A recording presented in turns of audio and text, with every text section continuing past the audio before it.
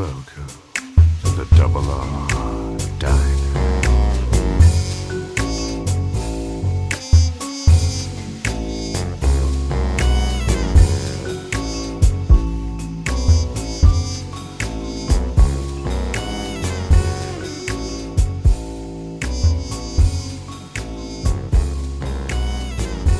All right. Well, again, welcome. Welcome to my guests today, Joseph Laycock and Eric Harrelson, authors of this wonderful book called The Exorcist Effect. I'm a little bit thrown because I thought there were going to be more people here today, so we're going to just have a little intimate chit-chat, I guess. I'm glad I have all of my notes prepared. Jason, did you have anything prepared ahead of time, or did you want to just kind of roll with go with the flow? Or I read the book. I didn't know I was supposed to prepare anything. You did? No, please. You don't have to prepare anything. You know me, something will come up and I'll interrupt. So okay, don't worry about it. You sound like you're far away. Oh, yeah. You know why? Because I have my head set up. All so. right. But no. Like I said, if anything comes up, I'm sure I'll interject. Okay, great. Like I always do. So. I mean, I don't want to dominate the conversation, but I have a lot of questions and a lot of things that I'd like to share with you guys if you're okay with that. So, if everyone's all right. So, I think what I wanted to start by asking you both is, actually, first I want to ask you: do you have a time limit? Is there a particular time that you guys need to finish?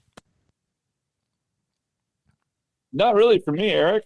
No? Okay. No, it's weekend afternoon, and I've got what little work I needed to get done. Okay, great. Well, I want to be respectful of your time, so I figured I'd ask to make certain because, if you have to leave, you have to leave. So we'll just play it by ear then. All right. My first question for you both is, what was your personal impetus for writing this book, and how did you go about writing it together? Maybe I should take that one. So I've been kind of sucked into the sphere of possession and exorcism through sort of a weird series of events. This happens in academia. If you just keep saying yes to stuff, things happen. But one of the first articles that I published was on William Peter Blatty's novel, The Exorcist, and sort of looking at the religious landscape of America in 1971 when that novel was written. And then somehow I got asked to do an encyclopedia of spirit possession. And then when we were trying to create a religious studies program at Texas State, they said, teach something in the honors college that will get students excited about religious studies. So I did an exorcism class. And somehow people found out about that, and I was on the Art Bell show, which your older listeners may know about. I remember Art Bell. Yeah, and then Art Bell had passed by that point, but the show is still out there. Right. And then I started getting contacted by publishers who said exorcism is in right now with the Conjuring movies and stuff like that, and can you pitch us something on exorcism? The problem is at this time I had 2 other books under contract. So I like to say yes to things, but I was like, wow, I really am going to need help. And at the time, Eric was working at the dive bar near where I live. And I'd had a lot of cool conversations with Eric, especially about movies. And Eric is involved he was involved in organizing film festivals here in Austin. So he really kind of knew the territory. So when I had thought there was a lot of significance about what does your T-shirt say, Eric? I just realized I was wearing one of my staff tees from the film festival I programmed. Oh, that's awesome. That's great. It's completely unplanned, by the way. But hey. So I've been wanting to write something about this kind of relationship between horror movies and religion for a long time. And I asked Eric if he would help me, and he said that he would. And then we got together and we wrote this pitch to the agent who first contacted me. And the agent said, this is nonsense. Everyone knows that, movies don't influence things like religion. I can never sell this. This is terrible. And we just I didn't even respond to that email. And then Cynthia Reed from Oxford University Press, who had done my previous 2 books, said, what are you working on right now? And I said, well, this thing on religion and horror movies, but apparently it's a really bad idea. And she said, please let Oxford University Press look at that. That sounds really interesting. So that's how we started this project. Okay. So how did you divide it up? I mean, who did you like take subjects and kind of divvy it up between the two of you, or did you? Ostensibly. Mm-hmm. We worked together, kind of crafting the pitch and the through line that we wanted to have through the book.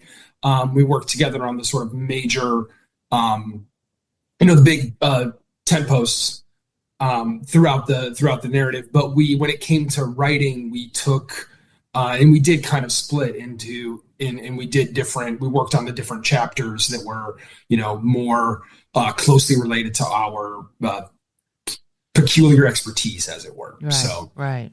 That's kind of how we approached it. We divvied up that research, while Mm-hmm. we of course cross-pollinated, but we did try to make that division so we had just a nice division of labor, and we were both kind of bringing it together individually, but along that same kind of initial path. The rock chapter especially was all Eric's idea and research. And then we both went to the Ed and Lorraine Warren Paracon in Connecticut to go see Annabelle the doll, and 5,000 people who showed up to see Annabelle the doll. And that was interesting too, because I've done ethnography before, but never with an accomplice, right? So it was kind of helpful to actually be able to compare notes, or even be like, you go talk to that person, I'm going to talk to this person.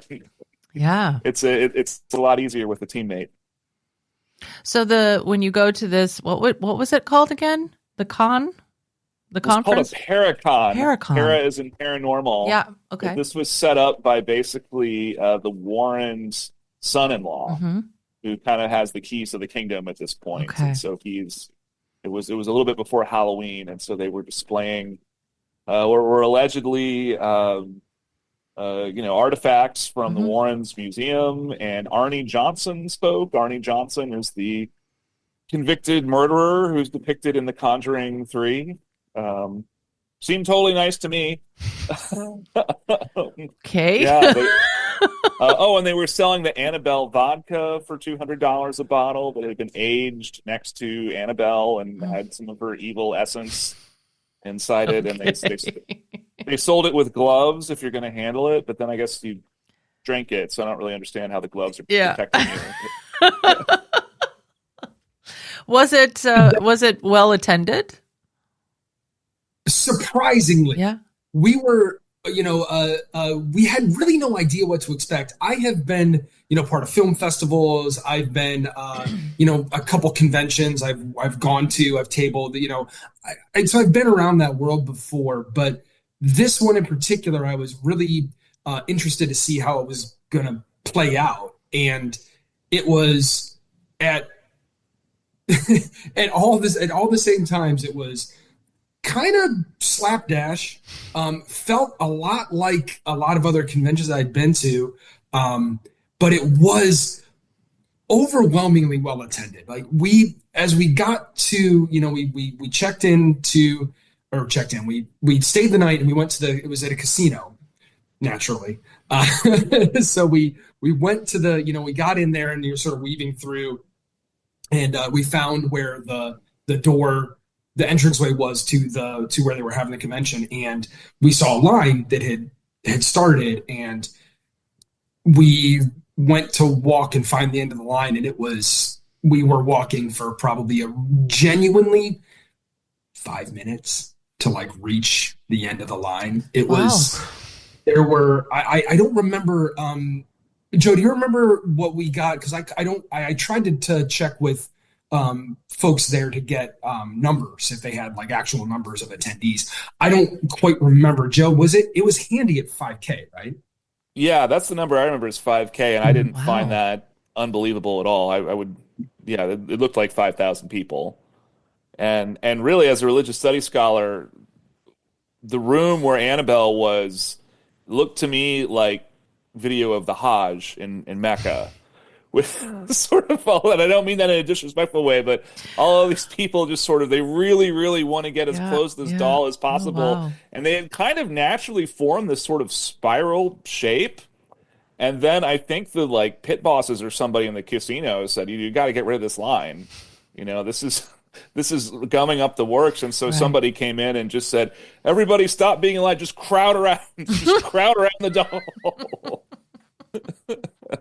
It was such an interesting convention floor too, because at the same time that there were people selling,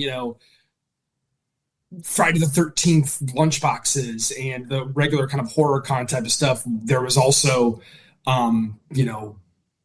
people that were pitching their ghost hunting podcasts or their exorcist services. Yeah. There was, oh geez, I wish I could remember now. The couple that were Catholic priest and geez, I'm butchering it now. I can't remember who they were. Joe, do you want to talk? Yeah, there was a bishop and a nun. Yes, there it is. But they weren't like Catholic. They were like, old American Catholic, ultrajecting, thrice removed, kind of a splinter group. So you had them, and then I remember there was like a pagan oracle that would like cast bones for you. So really, you could find just about everything here. Yeah, it sounds like a hodgepodge of different genres, different. And well, yeah, I guess anything that had to do with paranormal stuff that could be there, right? So that was kind of like the umbrella that everything fell underneath. Well, that's interesting. Did you ever have like any discussions with the attendees? Did you like talk to people about what they believe in, why they were there, what was their motivation for coming, or was it just more you were doing your own field work? I mean, I think the number one reason was that they liked the Conjuring movies, but a lot of these people definitely believed in the supernatural or practitioners of magic. And we talked to a few people. We also did a lot of eavesdropping, and one woman had just cornered this poor security guard and was laying down her entire theory of, well, there isn't really black magic and white magic. It's the intention that you put into it. Security guard's kind of nodding while also scanning the room and trying to do his job while this person's talking his ear off. Oh, it sounds like a very, lively conference, I guess. You'd have all different types of people, I would imagine, from any walk of life. So, yeah, I mean, does this happen every year, or was this like a special occasion? Do you know? I think they've at least been trying to do it every year. Yeah. I think this was like the second. Yeah, I want to say that we had either been. It was either the first one, and they announced the second while we were there. Like they said, like they were going to do it again. I can't exactly remember, but yeah, I think there's been more efforts to have more of these. I see. Well, maybe one day I can show up at one of these places and see have experience for myself as to what this is all about. I mean, I think it would be, it would just be fun. I think it would just to, kind of soak all of that atmosphere in and meet all these different people. And who knows? For your older listeners, Joe and I actually got to take in a performance of The Amazing Kreskin. So really? he was at the convention. And he did his thing. He just did his thing. Kreskin consulted on one of the Warrens' cases. I mean, he didn't work with the Warrens, but he said, well, I'm a mentalist, and here's what I think is happening with this haunted house. Right. So. Right. Well, very interesting stuff. I think maybe, Jason, do you maybe have something you'd like to say about maybe a personal takeaway that you have upon reading the book? Yeah, I have a couple of things, actually. First off, I want to say glad to see two Austinites here. I was born and raised in Austin, so lived there pretty much most of my life until recently. So, glad to hear. And I'm glad to hear that Eric, I believe, you put in the chapter on the metal the rock stuff, because growing up in Austin, I don't know if you grew up in Austin, but the public access channels, they always had these things running, like the Pagan Invasion, and like they always had these like a lot of the people that you talk about in this book actually brought back memories. They weren't always the same people, but they're always like these like evangelical preacher guys, but they look like they're like they should be in like Wasp or something, and they're like they still have like the hairstyle. They're talking about like all the backwards masking going on in the music and everything. And I used to love watching those just because it was so funny to me. But that was one observation. But actually, I wanted to talk about something else that you bring up. That's a big, I think, factor that goes throughout the book, which is that you talk about how horror movies and their interaction with the demonological worldview of the Christians and other people, not just Christians, but also people like the Warrens and other people who have this demonological worldview. They incorporate horror films and they create these horror films create plausibility structures that are good to think with. I think you put it that way. And of course, this goes hand in hand with the concept of ostension. And I want to thank you for that concept, because I've actually used it quite a bit in my show since I read this book, because it actually, it's another subject, but it ties into what certain Hellenistic kings and emperors do, like when they assimilate themselves to godship or whatever. But that's another discussion. But I was just wondering if you could talk about these horror films as like plausibility structures, the concept of ostension for a bit. Well, I think Eric's original idea for the rock chapter was, what was it, New Age or rock and roll sorcerers of the New Age Revolution or something like that. It was literally yeah, it was a title of an album or something like that. Or no, a title of one of the chapters in one of those books. Yeah. Okay. Yeah, I think it might have been one of those documentaries that they showed on public access somewhere. It's such an over the top title. So when our book was rejected initially, it was, well, people know the difference between movies and real life, and of course that's true. But movies are a model of what is possible, right? They're a way of sort of thinking through, especially something unknown, right? What that actually is. So, in a non-supernatural context, there's probably been a situation where there's a medical emergency or someone has a seizure or something, and if you're not trained in first aid and CPR, if you begin discussing what to do, very quickly people go, well, is that just in movies?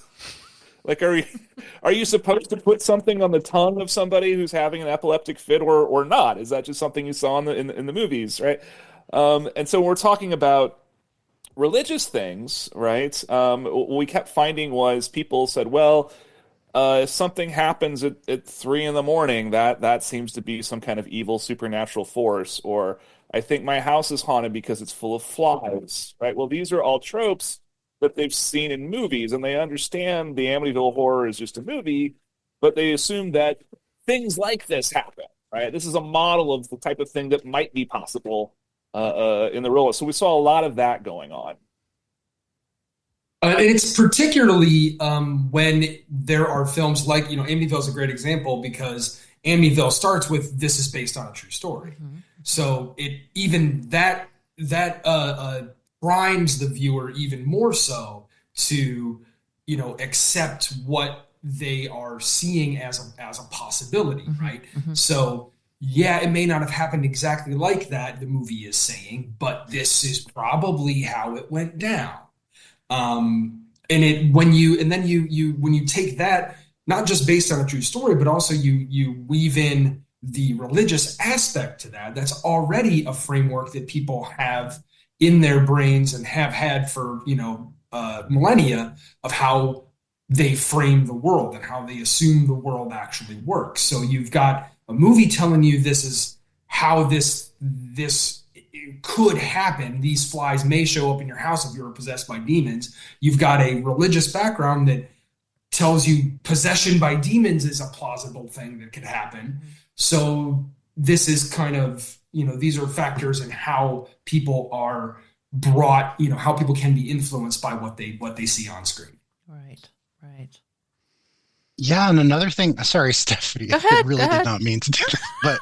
But, just another thing I found really interesting about the book was the numerous instances you were just talking about the Warrens and I love the Conjuring universe, actually. The Nun is one of my favorite horror films. I always love a good supernatural nun movie. Can never have enough of those. But I think one recently that I saw that kind of flopped, but I found it very interesting because Russell Crowe just was kind of like doing whatever he wanted in this movie, which the Pope's Exorcist, Oh yeah.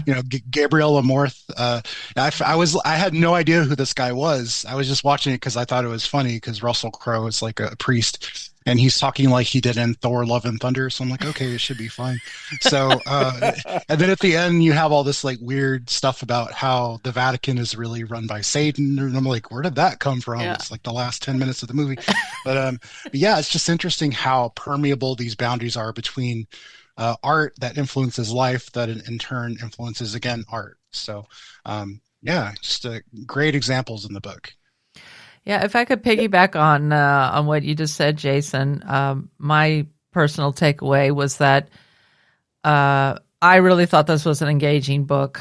It added to my base knowledge of topics such as the Satanic Panic. I mean, I had already done a lot of looking into this myself, including reading a lot of books like this one.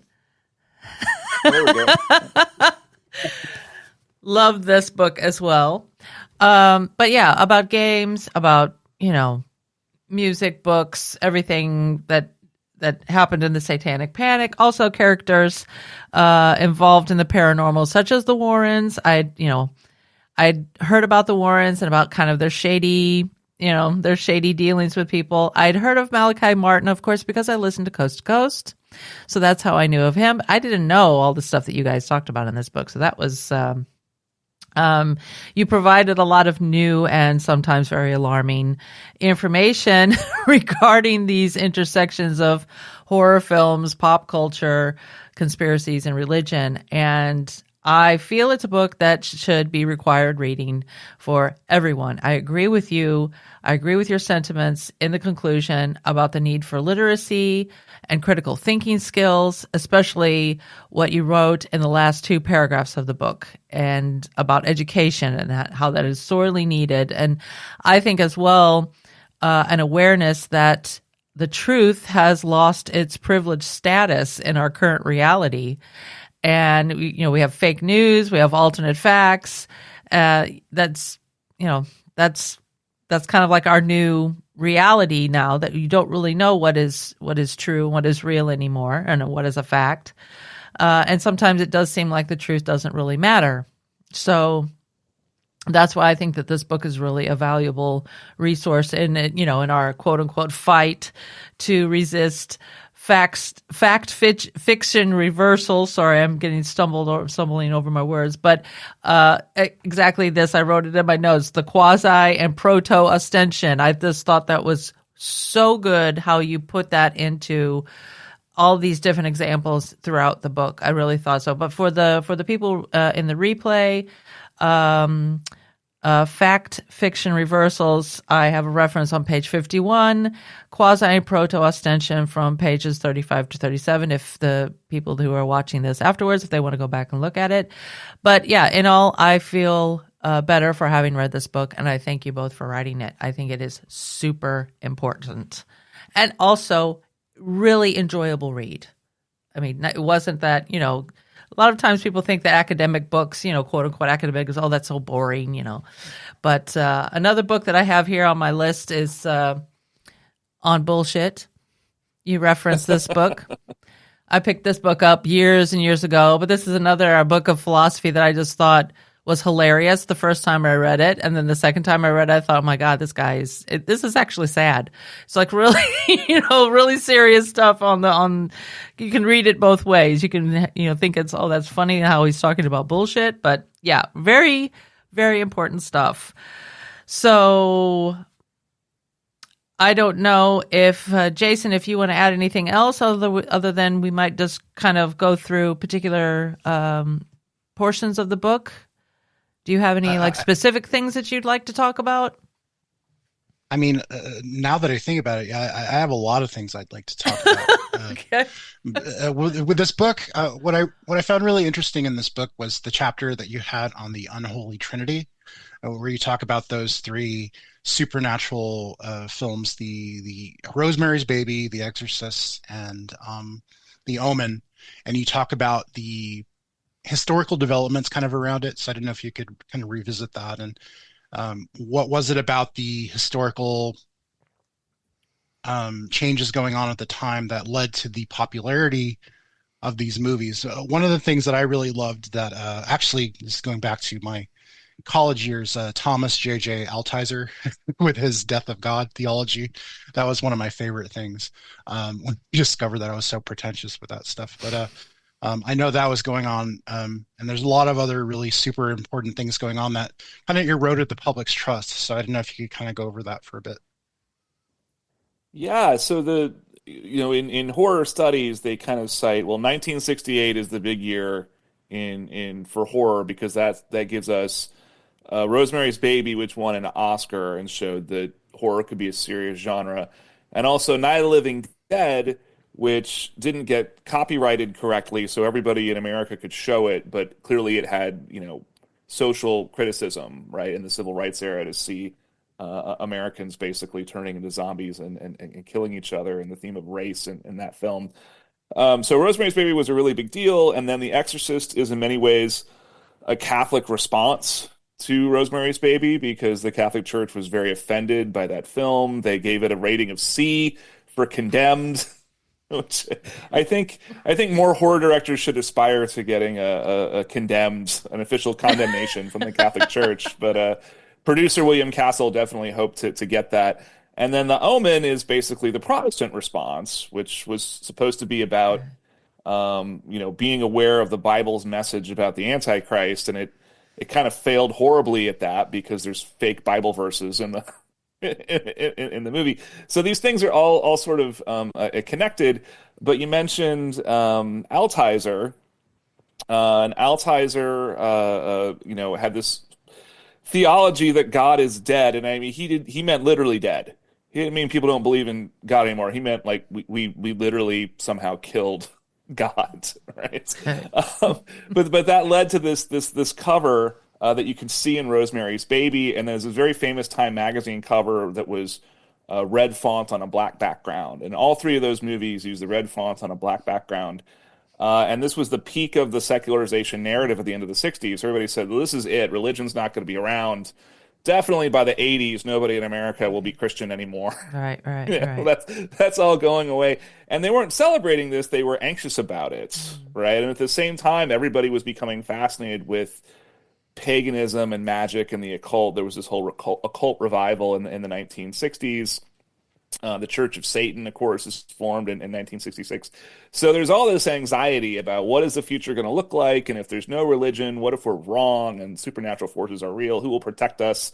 And so I think that is really makes there be something at stake with the Unholy Trinity films, and that's part of a way that we can understand the reaction to these films. Because when I show The Exorcist to my students at Texas State, they're like, "What is this? Like, this is like MST3K, fodder." I'm like, this got 3 Oscars. Like, this is a good movie, but they don't get it. And when they read about, how the baby boomers were, vomiting and fainting and stuff like that, it's kind of hard for them to understand. Yeah, my parents were my parents always made a big deal about that movie. Like, you can never watch that movie. It's so scary. And when I watched it, yeah, like you said, like, because my mom loved horror. That was the paradox. Like, that movie was off limits, but my mom loved horror films, so we always watched them. And I watched that one. I'm like, it was kind of tame. It was kind of like not that. But I don't know. I guess for the time, it was super scary.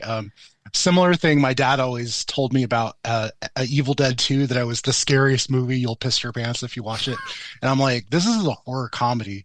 And so, like, I actually joked about this with my son, and I'm like, I don't know if we should watch this, but it's the scariest movie of all time. Are you sure for this? Are you sure you're ready for this? And we watched Evil Dead 2, and he was like, this is like a Looney Tunes cartoon, Dad. So yeah, it's just funny. But sorry, Stephanie, I'll let you take over. Oh, just kind of piggybacking on what you said in the book. from chapter 3, the 4 historical developments that contributed to the success of horror films and influence on religious culture was move towards realism, the relationship between films and the literary market, peak in secularization narrative that we were just discussing, that, religion was supposed to die out, didn't, and the supernatural turn in horror films. It wasn't just the slasher film anymore, but there was, all this spooky stuff going on. So another thing that I thought was very interesting, two comments that you made from chapter 4 in the Warren cycle chapter, about ghost hunting is really a spiritual practice. Let me look at my notes here. Mark A. Eaton, you were referencing him, and another person called Daryl Caterin, that America has no traditional pilgrimage sites. So paranormal sites fill this role now. So that's maybe coming back to this whole Paracon thing, that this could be considered a type of pilgrimage for a lot of people. I don't know. Would you agree with that? Or do you think that's just more entertainment, not so much of more of a spiritual significance for people? Yeah, we know from there's a book called Paranormal America, which is based on the Baylor Religion Survey, and they asked questions. So they asked things like, what religion are you? How often do you go to church? How much money do you make? How much education do you have? And so forth. And then just kind of for funsies, they asked, like, you believe in Bigfoot?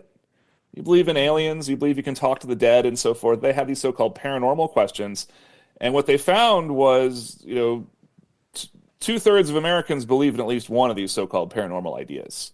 So these are normal ideas, right? But they are highly stigmatized. And they found all these cases where, especially if you're in politics, you cannot talk about these things, right? When Obama said, when I move in the White House, there won't be an astrologer like there was with Nancy Reagan, Republicans got really angry. They demanded he apologize for that. But it's just a fact. Nancy Reagan saw an astrologer regularly, right? Yeah.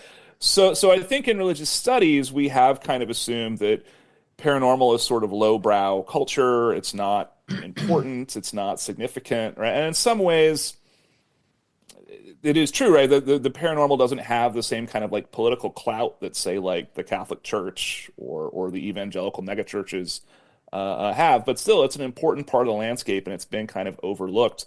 And once we start paying attention to it, we do see there are things like pilgrimage. This does resemble a religious practice, and there's not many scholars working on this because it's hard to get a job, right? If what you study is ghost hunting or the paranormal or stuff like that, it's the kind of stuff you have to do once you've already got tenure. Right. Eric, you want to add anything to that?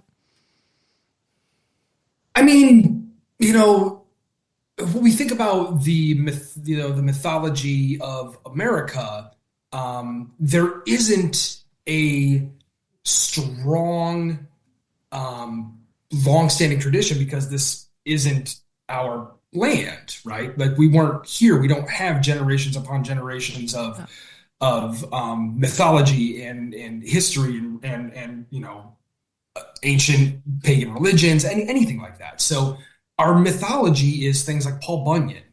It's Washington chopping down a cherry tree. So it's not, to me, it's not that far-fetched for people to be trying to latch on to something like Bigfoot or something like this to try to, have some sort of cultural mythology of America, right? Like this, like a Roswell. Yeah, dig, something like that. It gives them that sort of, it gives them that for, if you'll forgive the comparison, the fairy world, where you go and the magical stuff happens, and it's.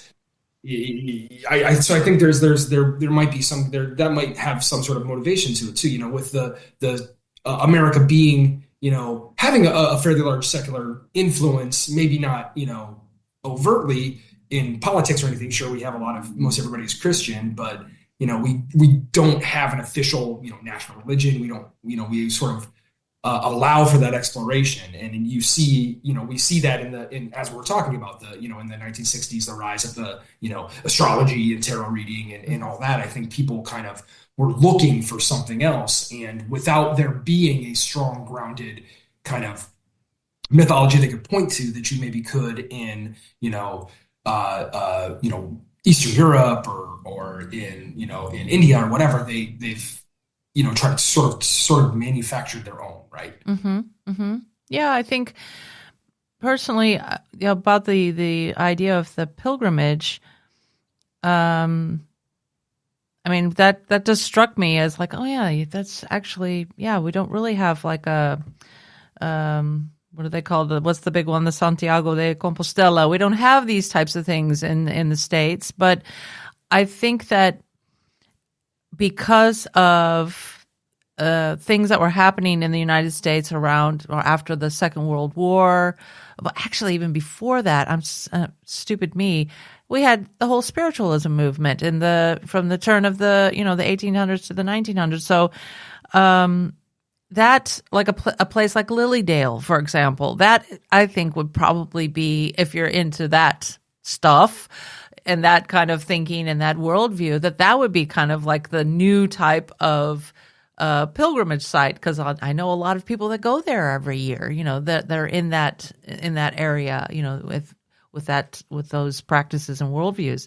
So, but these are things that kind of came out of this. It did come out of this whole idea of talking to the dead, or all of these paranormal things like the table tipping and all of the things levitating and all that stuff. It's not really what we would consider the traditional religion. It's all of this these other phenomena that is happening, and I feel that that's at least in the States. I think that is so poo-pooed, just for a very simple term, is still very poo-pooed, that people don't really take that seriously. And I think that maybe that's a reason why, that's just kind of, this is all marginalized stuff. It doesn't really matter. When it does matter, it makes a big difference in the history of the United States, I think. I think it's also important to remember that those, ghost hunting, Bigfoot hunting, the spiritualism, all of that does also carry a veneer of science behind it too. Yep. It's not just that they're, engaging in this spiritual practice. I think many folks who are cryptid hunters or alien researchers or ghost hunters, whatever, would balk at the insinuation that they are looking for something spiritual in this, because there is that sort of veneer of science over top of it. This, the ghost boxes, and they're out, any of the Bigfoot hunting shows, running around with night vision cameras looking for footprints and evidence. Right, yeah.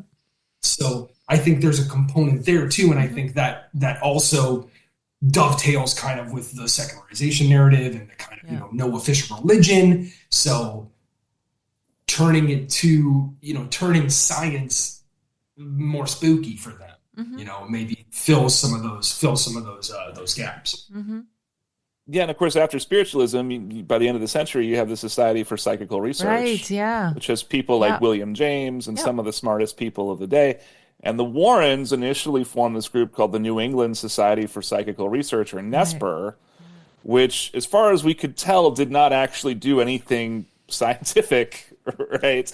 But they were putting on kind of that color of science. And then when we got T-shirts at the Paracon, it was the logo. It said NESPR, the New England Society for Psychical Research, but then it had like the sword of the Archangel Michael or something like that.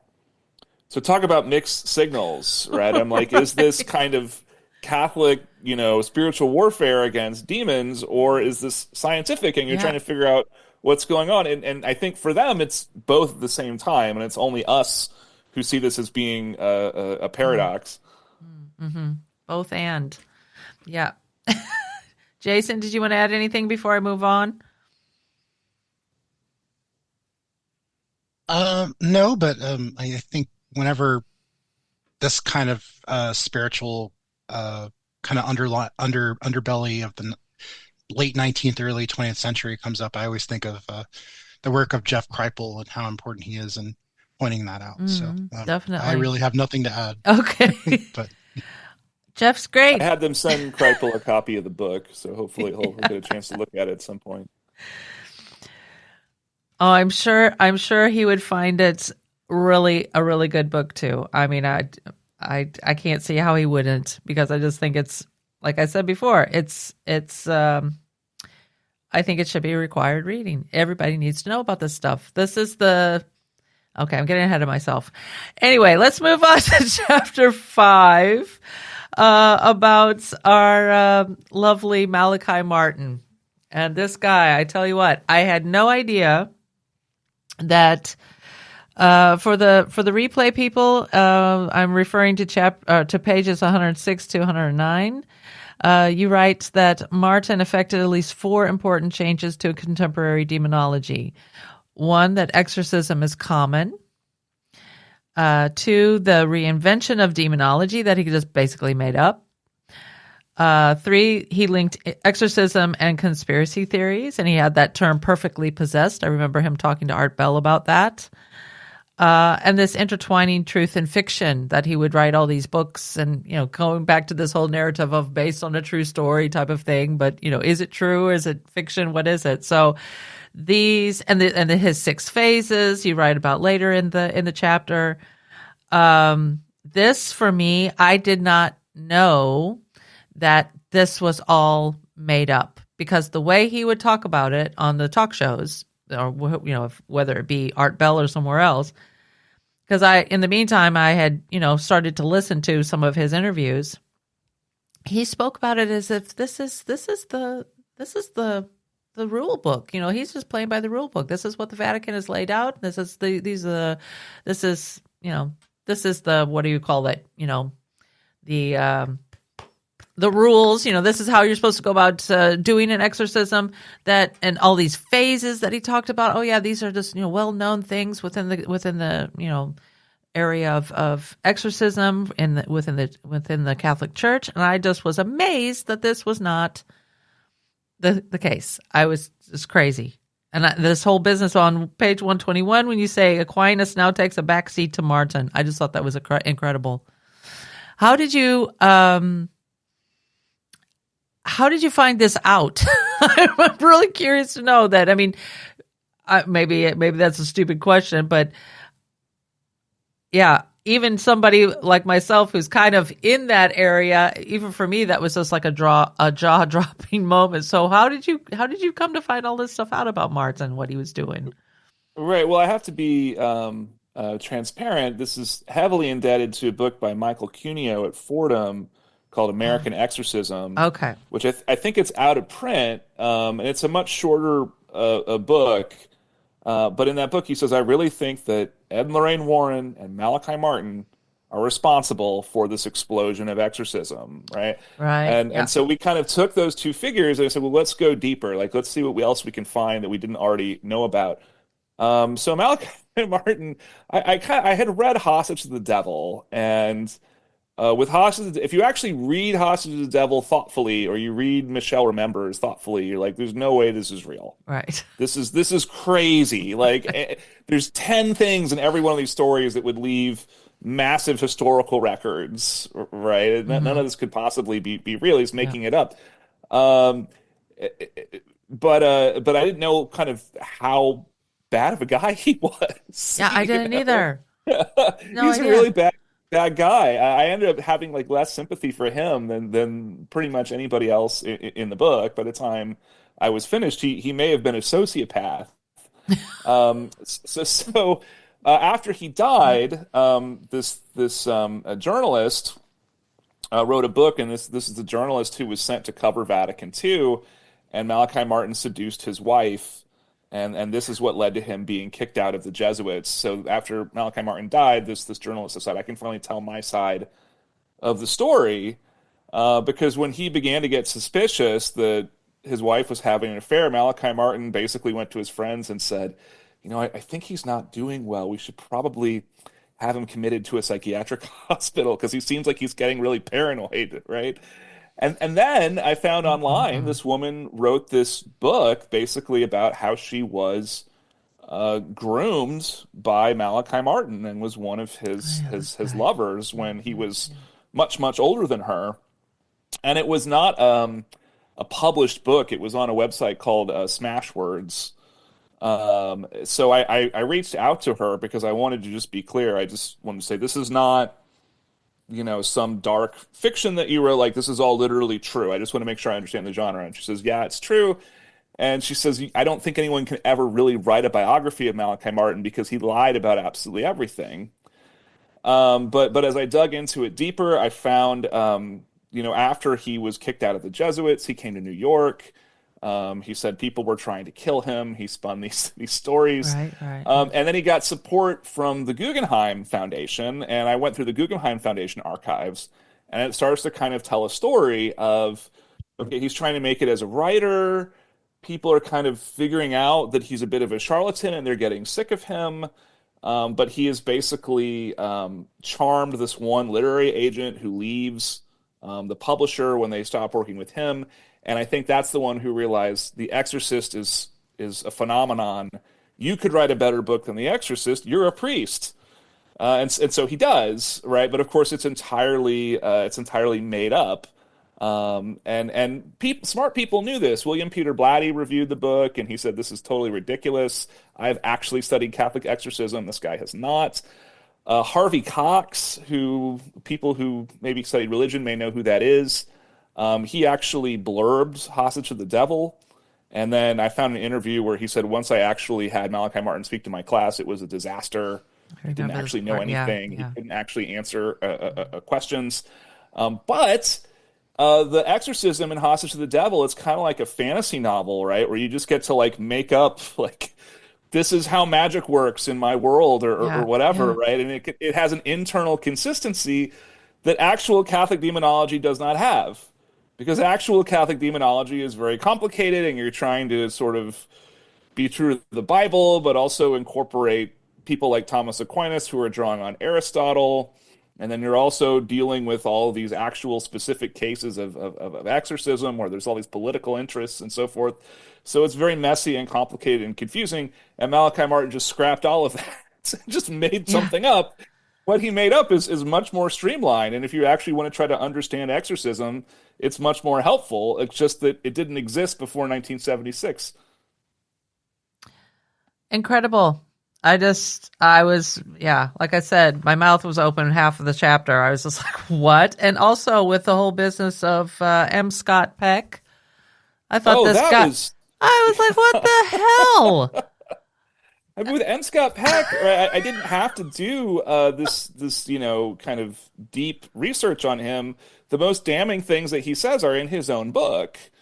But he is a psychiatrist, a fairly famous psychiatrist. He had written some very popular books. Yeah. He sort of becomes Malachi Martin's protege. Yeah.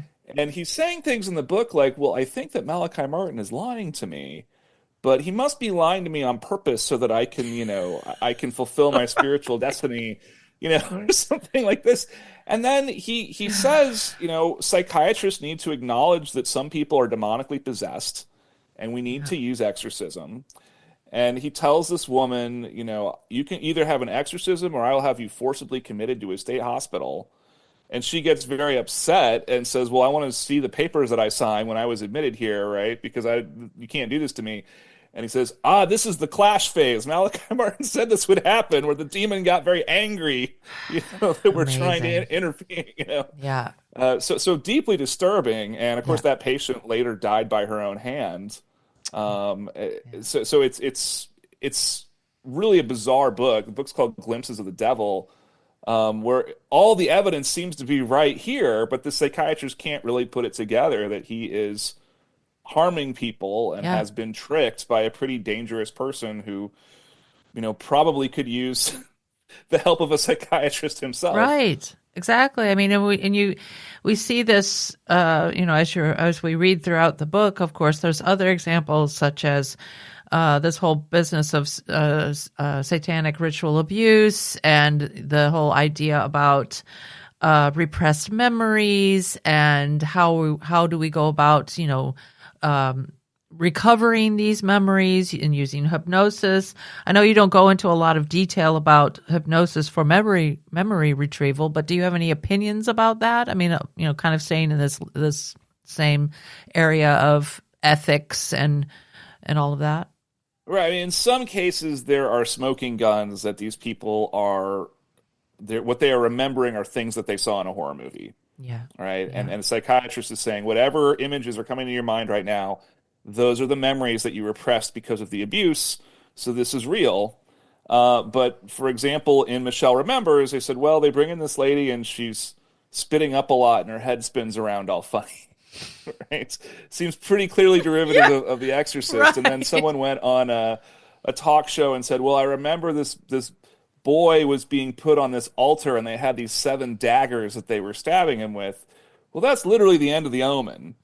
Right. Mm-hmm. And Michael Aquino, who was also on this talk show because he was a Satanist, said, well, who was stabbing this boy with these daggers? Right. Go arrest them. Right. That's a crime. And he says, well, I can't remember who was doing it. Right. I only have bits and pieces. I just remember there was this boy and the daggers. I can't remember the location or when this happened either. Right. Yeah. So it's very frustrating, but it we could debate whether all recovered memories are false or not, but at least some of these memories are not memories. These are scenes that they have seen in movies. And the book Flicker, which was written by a cognitive scientist, said your brain is very good at retaining information. It's not very good at retaining the source of that information. And so if you're racking your brain and you get a bunch of text, you at least know I read that somewhere. But if you're racking your brain and you get images, it can sometimes be hazy of, is this a memory? Is this something I saw somewhere? Is this something I dreamed? Every once in a while, people get confused about whether you saw something in a dream or in real life. So if you combine that with people in a hypnotized state and being told by someone they trust, this is your memory, it's not something else, it's definitely your memory, it's understandable how these narratives get constructed. I thought that was an interesting point about the difference between reading, that something from reading it, and then you have all of these images on, another example of just, I remember all these images that might be something that, you could probably say that's probably something that you watched, whether it be a film or a TV show or something, that's probably not so dependable anymore. Eric, did you want to add anything to that? There's an interesting phenomena that occurs too that was in that book Flicker. I think it was in Flicker. They talked about a study where they had shown a group of people they had a group of people read a historical account of an event and then showed them a film based upon that account. And the historical account was the accurate, true account. Of course, the movie is a movie account, so it's not. And over the course of time, I believe it was maybe a month, they were asked questions about the event. And the further they got from the viewing and the reading, the more they remembered the film to be what had actually happened. So their brain, not only is it sorting through these different images, and like Joe mentions, you recall text, you're like, okay, I read that. But your brain also recalls the visual representation of that more readily as well. Because of I don't know, but the book suggests that's developmental, the modeling and the mimicry of children and whatnot. So you are more likely to retain the memory of people actually doing a thing, even though they weren't actually, even though it's fake, you still witness those people doing it. Yeah. So that can overwrite even when you know or have read the truth of it. Sometimes you even just without the hypnotic suggestion, you may recall the erroneous information more readily. Yeah. Makes me think of this is purely fictional, of course, but it makes me think of when I was back in the day when I was in the theater and I was watching Lord of the Rings, the Two Towers. And well, actually in the first film there was also that Arwen goes to take Frodo back to Riven. No, that was Glorfindel was supposed to do that. And I'm like, wait a minute, am I forgetting what like major things that happened in this book? And then when the elves show up in the film to fight at Helm's Deep, and I'm like, that never happened in the book. Am I going crazy here? So I mean, this is just pure fiction. But yeah, if you think you know something, then you're presented with another version of it, and it's a visual thing. Yeah, then it starts to get kind of tricky. Like what's actually did happen. So. It happens. There's also something called all the time. sleeper effect. Yeah. The sleeper effect is basically the longer it's been since you saw that movie, the more likely you are to retain the information but not remember where you saw it. Right. Yeah. Yeah. So the influence of the movies actually becomes stronger over time. Mm-hmm. Yeah, that you start to remember things incorrectly because of this other thing that's happened that's not really the factual thing that was going on, but it's this other, this fantasy or fiction based thing. So, Jason, anytime you want to jump in, just let me know, all right? Because I'm going to kind of go off on a tangent here. Before you go off on the tangent, then I guess I'll just getting back to Malachi Martin. He really reminded me of somebody who is kind of in the mold of a Sherry Shriner. Going back to our kind of discussion about her, who readily mixes fiction and reality in ways that are kind of indistinguishable. Like reading about Malachi Martin, how he kind of just took from, and all of these figures, like another example is, of course, Anton LaVey later, right? But you have these figures who are taking concepts from pop culture and kind of filling in the blanks and distorting truth and reality to create kind of like their own kind of product to sell to people. So yes, and I do agree that I think he's probably a sociopath or was a sociopath. So man, this guy. Sherry Shriner. Do you know Sherry Shriner? Either one of you? Do you know who she is? I'm doing this project right now on the reptilian conspiracy theory, and so she was a big proponent. So she would say, God has told me that the reptilians are going to like blow up the Super Bowl. Yep. And so I need you to take orgone energy, which would be these little kind of like hockey puck things that people made in a muffin tin, and leave those in New Orleans around the Super Bowl, and then nothing would happen to the Super Bowl. And she said, "We did it. Right? Mission we saved everybody." And it's funny, but she also seems to have been a pretty disturbed person, and so we have one suicide and one murder, which are kind of closely connected to her group. I think that Malachi Martin was obviously much more educated. He taught foreign languages in Rome and much more kind of suave and sophisticated. Whereas Sherry Shriner really does come off as just sort of a chain smoker from rural Ohio, right? Which of course she was. But there are definitely kind of similarities there in sort of a gap between their lived reality and sort of their sense of self-worth, right? I ought to be this very important figure, and ability to kind of bring people into a kind of imaginary world. Right. Yeah. For Shriner, it's about reptilians and end times prophecy. For Malachi Martin, it's about Vatican intrigue and spycraft. But apparently, this young woman he was grooming, he told her, I was flown out to the Southwest to look at a crashed UFO. He didn't say that on Coast to Coast AM or in his writings. It sounded like he was just kind of trying to use her as a test audience, right? Sounds like it. Yeah. And she's like, why did they want a priest? And he said, well, to look at the alien writing. And she said, what it looked like. And he just says Tibetan.